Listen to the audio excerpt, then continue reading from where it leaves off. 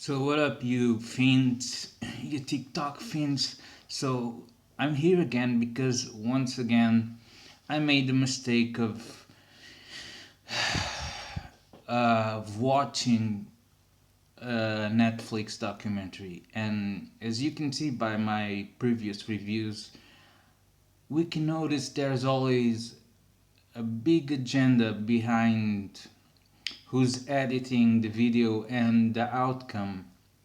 So this one, I was like, I got myself involved in the story because the kind of what do you call the synopsis, the thing was describing the video was like, oh, this woman was identified for some reason as a German National Socialist. That you know what the acronym is, but it's so bad that you cannot say on YouTube. It gets bleeped, or you can even get in trouble for saying that word.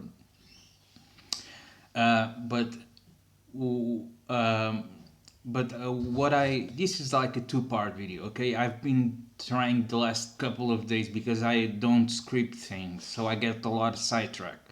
So let's just get to the point. Lady falls in love with a guy, right? She's American. He's American. Apparently, this guy has some. I will not say like this in the documentary. They try to label alt-right everything alt-right. No, I'm just gonna label as they are. He's like the boyfriend, the guy she fell in love was a white supremacist, an idiot basically. This and apparently there's like four in the whole United States. Of the 52 states, there are like 4 5 tops white supremacist groups. And what I can say about white supremacy and Trump is that Trump didn't vouch or even support white supremacist groups, but white supremacists vouch the fuck out of Trump. That's why you got things kind of mixed up, and here's things. A lot of things get blurred because these people are idiots. These people are racists. These people hate people. They hate melanin. That it's the chemical. I think it's a chemical. It's not a. I don't know. Melanin. It's the thing that gets you a suntan, but in black people they have much higher levels. So hence the black skin. So apparently these people hate the shit out of a thing that no one has control in. Unless you're like a Jersey Shore guy and you spend 3 hours a day in a solarium. But these guys, I'm watching the protests and they're like wearing all the National Socialist gear, the swastika, doing National Socialist salutes, saying Sieg Heil for some reason. They're like mad, like they're like pissed off, like so pissed off that stuff. And I'm like, I would like to call them apart. Like, I'm sorry. First of all, why do you identify as a German National Socialist? And oh, because I'm and hence the bad connotation when people use the acronym National Socialist towards someone, like when I think the latest one was obviously not the most fortunate time to do something like this and be called at the same time the smartest man alive, Elon Musk. In all the places of the world, he has to do that in Germany. Sorry, the timing of the I don't believe in coincidence. There's this thing called synchronicity, sync. Uh, and I was reading a lot about that. There's no coincidence. Everything has a reason. You just have to tune into the right um, sync in into the right frequency. Like if you're on that frequency, okay, if like these people are apparently are like synced into the what they, I don't know what they teach. I know there's like this huge agenda in American education. That's why they're not the brightest. They have bright minds, no doubt. They have a lot of smart people, no doubt. They have a lot of progressive women that have conservative values. That if it, believe me, if someone watches this documentary and then goes and watch like Brett Cooper or maybe even Candace Owens being, you know, black, people are gonna say, "Oh, she's a fascist." Because why? Because Americans identify fascism with being racist and being anti-Semitic, and I'm just gonna put it plain simple. The father of fascism is Mussolini. He was Hitler number one to go guy. He was like Hitler was like fascinated with the concept because he was a nationalist. And fascism only, this is the meaning of fascism. It comes from the word fascio. That's like a straw, like yeah, like a straw. You know, a straw man. There's a lot of straw, but it's like a small one, and it just means this, that that straw alone it breaks. Fascism means that uh, if you put like 50 of them together, not also is unbreakable, but you can like make a whip, not to beat up, you know, people of the wrong color, and I can prove you this. The lady in the documentary says, um, the lady in the documentary says, "Oh, my grandma, she was," and apparently she's like my age. So the grandma, she's not, but I don't know. Maybe she was an early mother. Her mother was an early mother. That's how things. That's why she was saved by a black U.S. soldier, and even she said, "Oh, my grandma never saw any black dudes," and this is quite common in Europe before World War II. The only people that have seen black people were maybe the Portuguese, the Spanish, maybe the English, because of the, you know, the colonies we had in Africa. We were the first colonizers, but didn't meant we didn't get along. There was like no slaves in Portugal. No, there's like a blurry thing because Portugal also had a fascist dictatorship. But guess what? The colonies in Africa got way more advanced than our own country. Okay, so like I said, I'm being a little bit sidetracked. So what I want to say is that what I think is frustrating to these white supremacist groups is that they have like no, it's not legit for them to feel anger towards black people, you know, like I've done previously. You know, I'm a conservative guy. My grandparents were part of the fascist party back in the day. Best people I know. They didn't have any slaves. They paid they had like a black nanny. My mom and my uncles were brought up. My grandpa adopted a small black child because she was being abused and the family couldn't afford. So my grandpa kind of not made a deal. He was like, okay, uh, my kids play with your kids, and I see, because my grandpa said, if basically said, if your child comes with marks again to my, you're gonna have a problem with me. And my grandpa, he was like a big figure. He was just like, we'll do this. educate your child. She was like 9, so my and I'll educate your child. She comes to live with us. I'll treat it like my own. I'll pay you so you don't. So because he was an alcoholic, I'll pay you. Don't worry.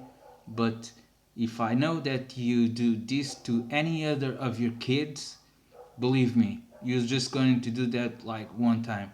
And that maybe was the one time that my grandparent like used his status to not diminish a black guy, but to be, it was not because he was black. If he was a white guy beating up his white children, my grandpa would do the same, probably even worse. And that's how the universe um, balances things, because when she was 9 and when she was 15, there's this coup d'etat, which basically meant that Portugal started being fucked in the ass by all the Americans. We went from having like no drugs, music was censored, no crazy stuff, to bring all the crazy stuff, bring all the drugs in, bring everything. Yeah, the 25th of April of 1974 is celebrated of being not today start being seen with other eyes, because people are like, yeah, that was not the best coup d'etat. People that did that, the people that did the coup d'etat were basically, my grandpa says this, it was the soldiers that didn't want to see their friends killed and be killed in the jungle war, the jungle warfare. But my grandpa says if the war continues, we would won, but we will lose many lives. So for once, that was a good thing. And he always says this to me. The only thing that came out good of that relationship is that if it wasn't for the relationship, my boy, you wouldn't be born, and that's true. Like if it wasn't for the revolution, my mom wouldn't have come to Portugal and wouldn't meet my dad. So you probably wouldn't be seeing this video. So probably would be good for you. So you guys wouldn't had to deal with my shit. But the thing was like the agenda, like because when I'm going back to the documentary, like, but then she was in Charlottesville, and people went to her because she was like a recruiter, and when she was with this guy, she played the conservative girlfriend that we conservative men are faithful. We expect conservative women to be faithful. We love that in women.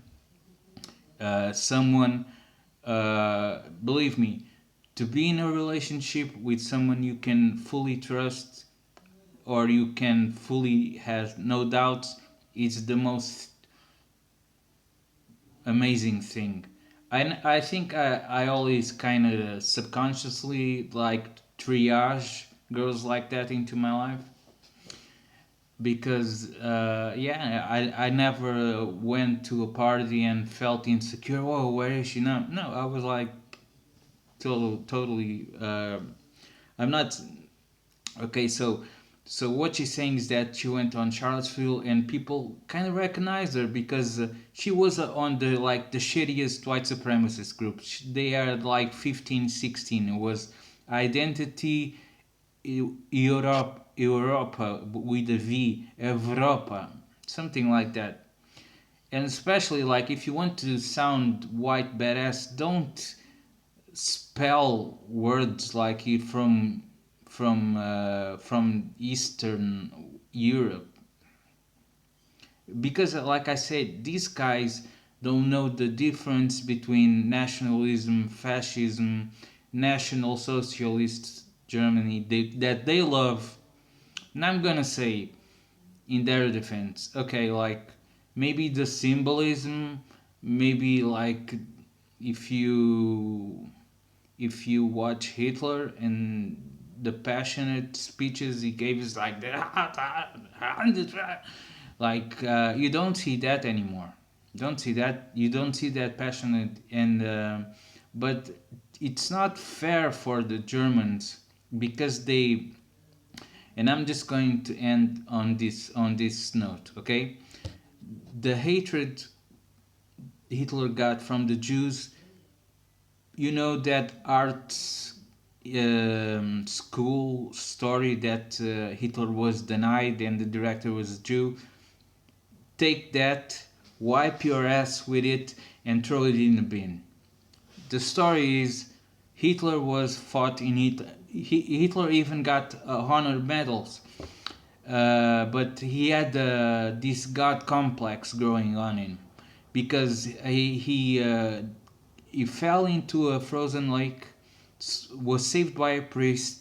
World War One, an American hero um, had Hitler at gunpoint, but decided to let him leave. But he got injured, and when is in the end of the war, and for some reason the Bolsheviks are involved. I think it's I know Jews were involved. I don't know if it was the Bolshevik is just a nice name to say it's a Jew with a Russian pseudonym like Karl Marx, Lenin, Stalin. They're all Jews, but they're using Russian names. Basically, is that. And you know that Stalin was not as bright. Stalin was a dumb fuck and a kind of like a badass. Like when you see like he would kill everyone for no reason. You don't see that happening in the National Socialist uh, part. When Hitler yeah, and was the Jews that had an impact on the thing that was Germany has to pay for everything was destroyed in World War One. That brought Germany to bankruptcy. People that were lucky enough to eat meat in some secret location, and I'm being totally honest with you, most of the times were like dead children or someone that passed away, someone that was killed, and a lot of serial killers at this time appear in Germany. I think two or three of them, and guess what?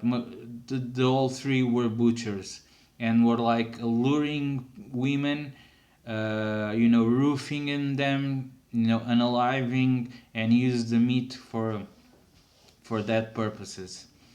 Um, so and then when Hitler got to power, and Hitler was like pinpointing who was doing what, and he saw the corruption levels were like high. And guess what? The same thing you have the Russian Jews, you also have the German Jews, and they were like huge in Germany politics.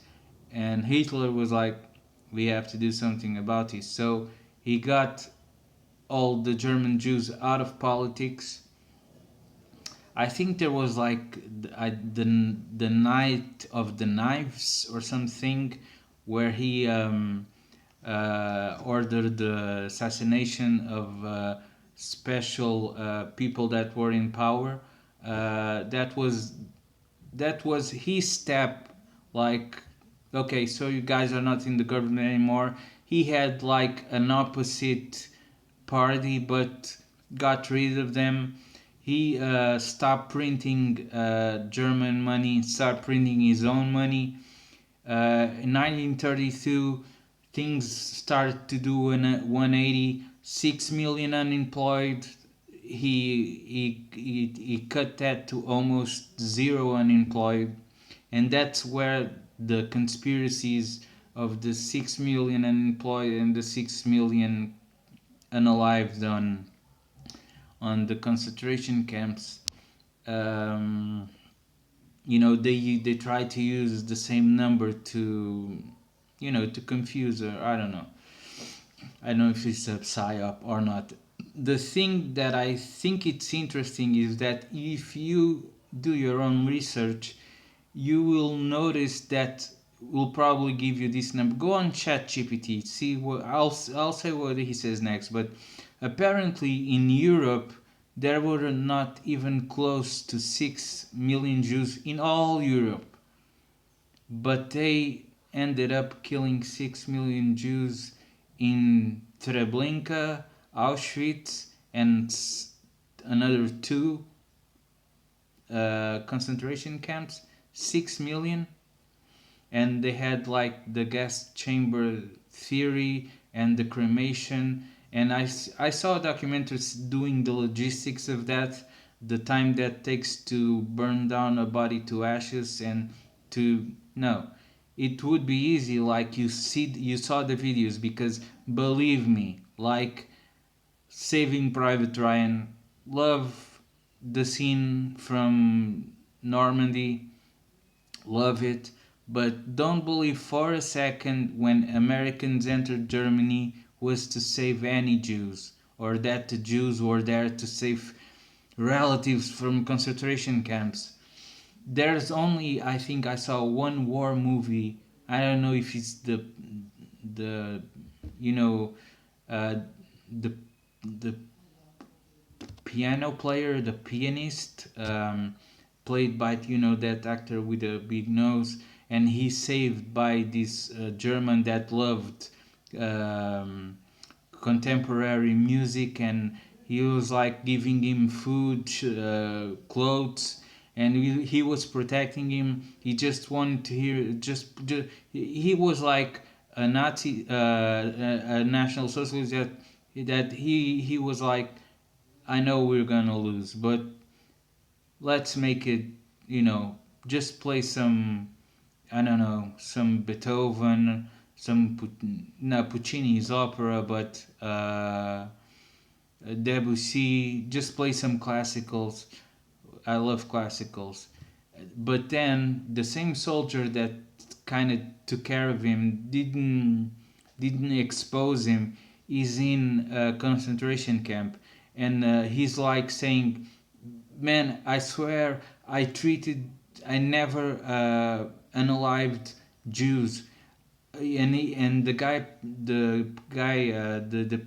piano player passed through him, and he's like, "Oh, look, I saved that guy. Please tell them that I saved you, so I don't get to be a POW. People, maybe I don't know, like get amnesty, or some stuff." Because people have these wrong concepts that England went to war, that the Germans bombed the fuck out of England first. No, the thing was, Germans fought their wars in the forest. Maybe when they have to pass through a city, they will like invade the city, but okay, but war, the tanks, cannons, bombs were always on forests, but the first ones to attack the cities was when Churchill got involved. He thought he could take on Germany, big mistake. Uh, and Van Braun, the guy from NASA, invented the V2 guided missile. So hence they needed to do airplane raids, and Germans also had this really good anti airplane, batteries, like. But so that's another mistake. Dunkirk, you see this Dunkirk like this epic escape. No, Hitler knew that there were thousands of UK, British soldiers and French stuck in Dunkirk, and Hitler could just say, "Advance with the tanks, eliminate them all." But Hitler always wanted to send these things to Churchill. Look, dude, I don't want to fight you. Let me deal with the fucking Russians. Okay, I don't want to fight you. Never had. For remember the beginning, he Hitler and the royal family, they were like this. Before Hitler invaded Poland, because the Polish were treating German ghettos like, you could say, Germans were treating the Jews, same, like being real mean.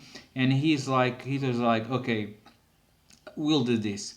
I'll bring the prime minister or the king or the president of Poland. I'll show him my blitzkrieg, and I'll give him a chance. Okay, we can. Okay, but he was so arrogant that he saw the blitzkrieg and he was like, okay, give your best shot. They were annihilated. Okay, so this is part one. Part two is like the wrong agenda that the National Socialists had a problem with people of color. They had a problem, like I said, with the Jews and the Roma. The Roma is the gypsies, basically. And guess who else has a problem with those two ethnicities? Everyone else in the world. There's not a country in Europe, in America, America, yeah, and it's not good because Hollywood is run by the industry music, these freak off PD party styles. The one above Diddy, it's always a Jew.